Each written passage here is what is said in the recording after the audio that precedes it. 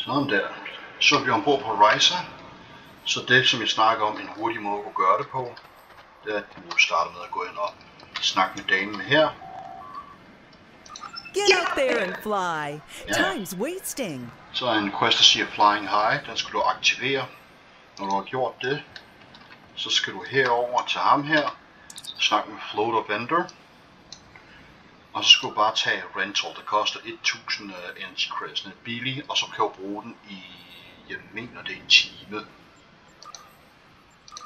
Sådan her. Jeg skal bare lige finde den. Den har vi der.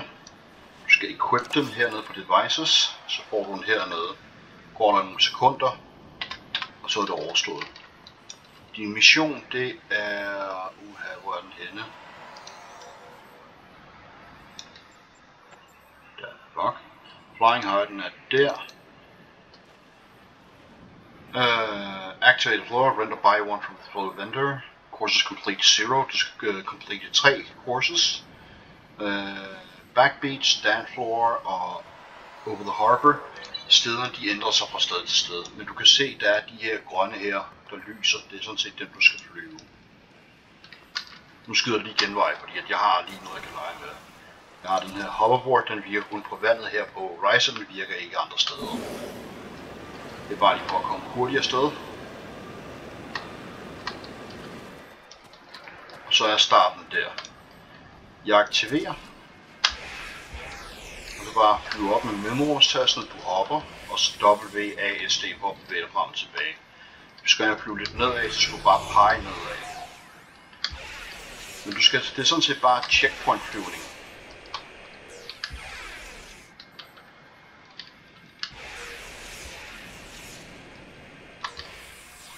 Der.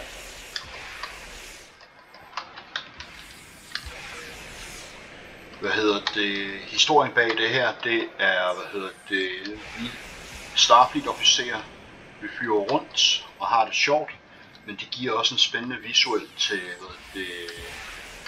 deltagere, som holder ferie nede på Risa, som ikke har en pilotlicens. That'll give the dancers a show. Det kan du se. Det var den første del, der var overstået. Du skal bare finde de andre. Du kan kigge på kortet, der er der diverse her. Der er en googling derovre. Så derhen skal vi hen og flyve.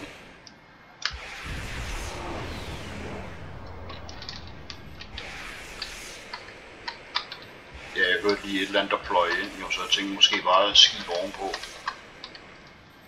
Anyway, vi tager hen og flyver, så skal vi ned hen over broen og igennem tunnelen.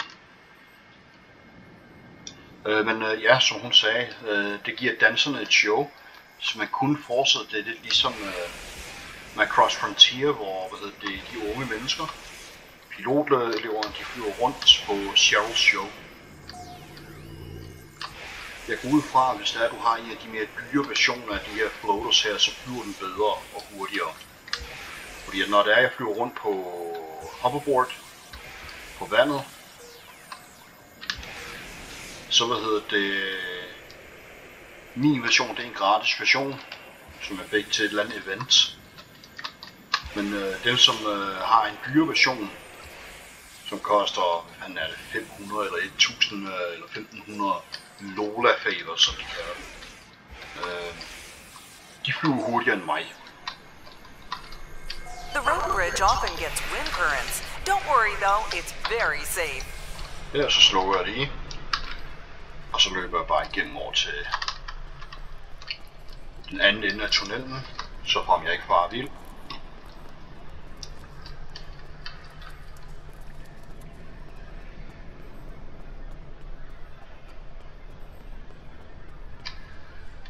Og der. Lad os se. Trykker lige på kortet. Zoomer lidt ind. Flying High. Ja, der kan det bedre betale sig at tage en side-to-side transport til Sovax Camp. Og det skal vi stå på. Ja. Sovax, det er den der Ferengi der, som man møder i den her TNG-afsnit. Den er lige her. Så det jeg kan gøre, det er, at jeg kan løbe ned til vandet.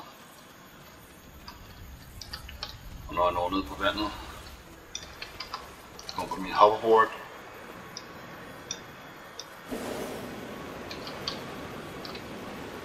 så er jeg afsted herover. Og der er starten på den næste.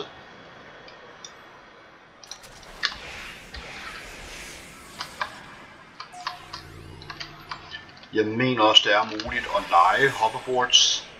Og så kan man deltage i en powerboard race. Det skal være 20 minutter eller noget lignende jo. Og det er 3 minutter sådan cirka.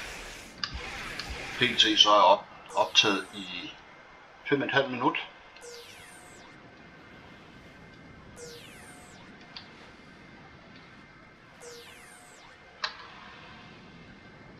That secluded beach is a favorite spot for hikers who want to get away from the populated areas.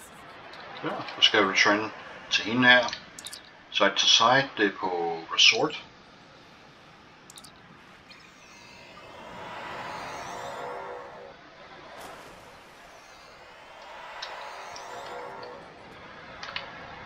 Og så lige løb tilbage til hende.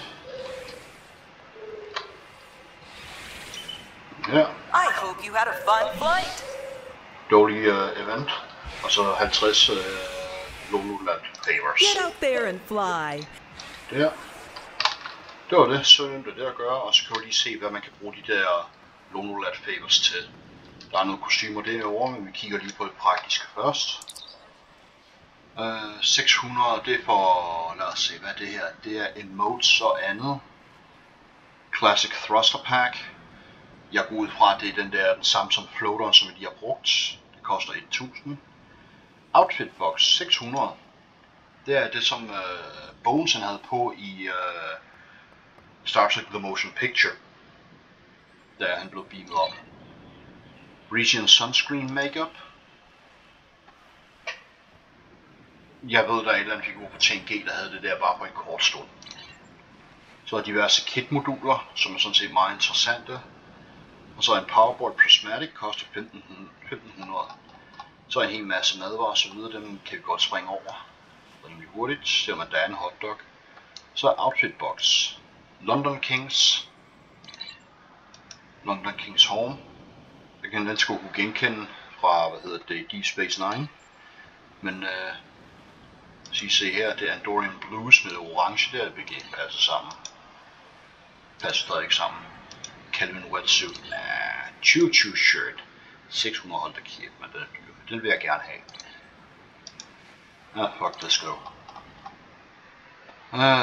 Baseball uniform, Workbees Home. Det er noget, de har fundet på, men ja. Hikme, jeg går ud fra.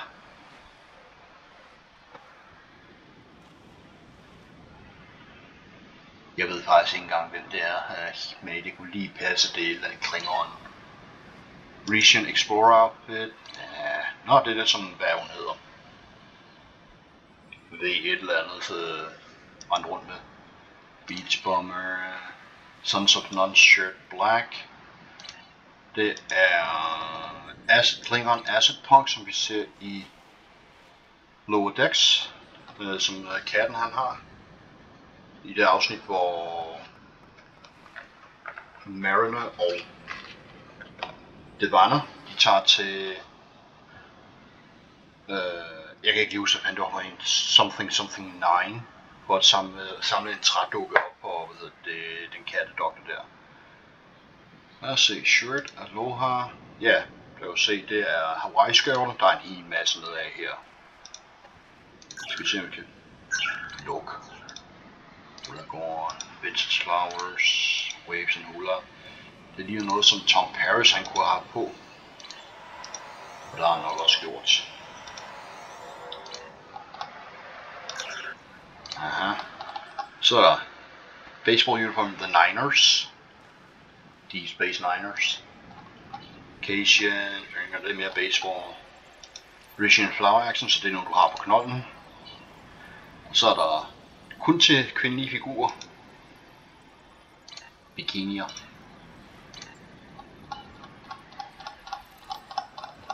Okay, der er mange. Så er noget kun til mænd. Ikke at det er noget, man gider at bruge penge på, for at være helt ærlig. Og kommer vi ned til ground equipment, det er Elysian Spell Sword for eksempel. Det er en melee weapon. Lad os se, hvad har den. Melee damage.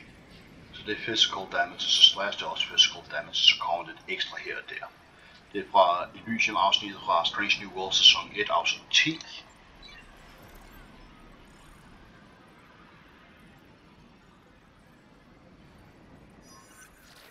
Toxic damage resistant rating, immune to fire damage på Resident Vulcan, så er det kit frame. Okay, så det er det som du sætter på her. Illusion Ring of Refraction. Maximum shield capacity, rapid return rates, blah blah blah blah. Price of retaliation attack, unlimited power, så omkring 10% af den skade, du modtager, den bliver sendt tilbage til fjenden hver 4 sekund. Og hvis du har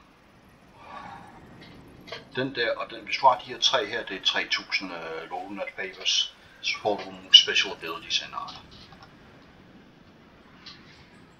Universal Kit Modules, det er så dem du smækker herop til ground. Men det er jo ground engineering i lortet jo. Hurricane Turret, Sandstorm Generator, Molten Terrain, hvis du har jo set den der TOS-afsnit, hvor det er, de bliver testet mod Khan og... nej, ikke Khan. Genghis Khan,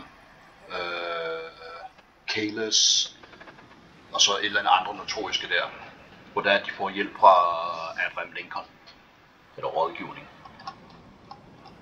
Og så kører længere ned, så kommer jeg til Starship Equipment, det er Vanity Shields, det er farver og så videre jo. Den jeg gerne vil have, det er enten Ferenginar Liquidators eller Vulcan Logicians. Den der Vulcan Logicians, den det er meget plain udseende, den ligner faktisk en standard Starfleet udseende bare med blå accent i stedet for rød accent. Og så non-combat ground pads.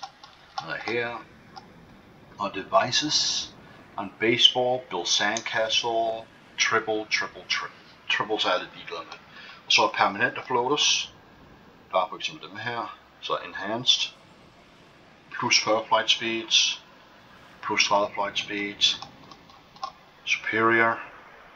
Plus 50. Impulsive.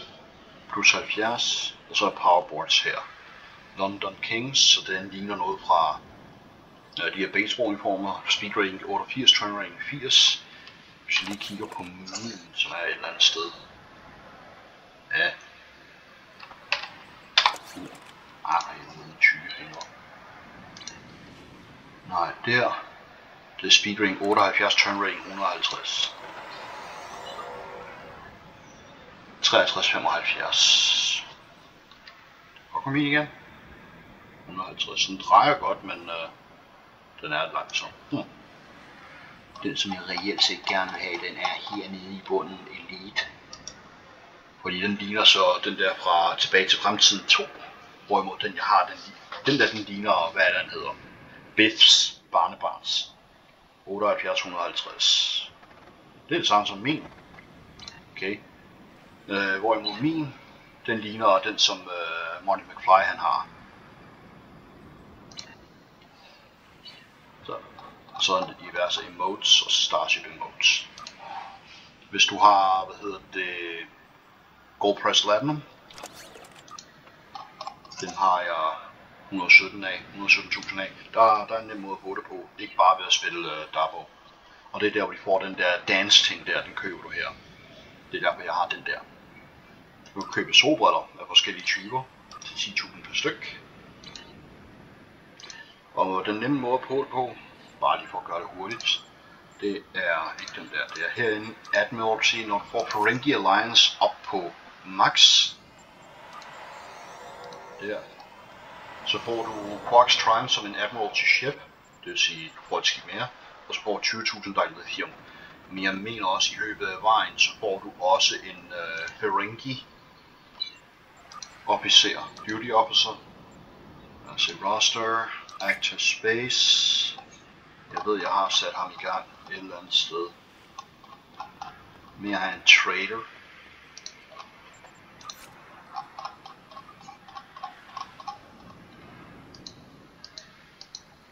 Jo, der, den har aktiv.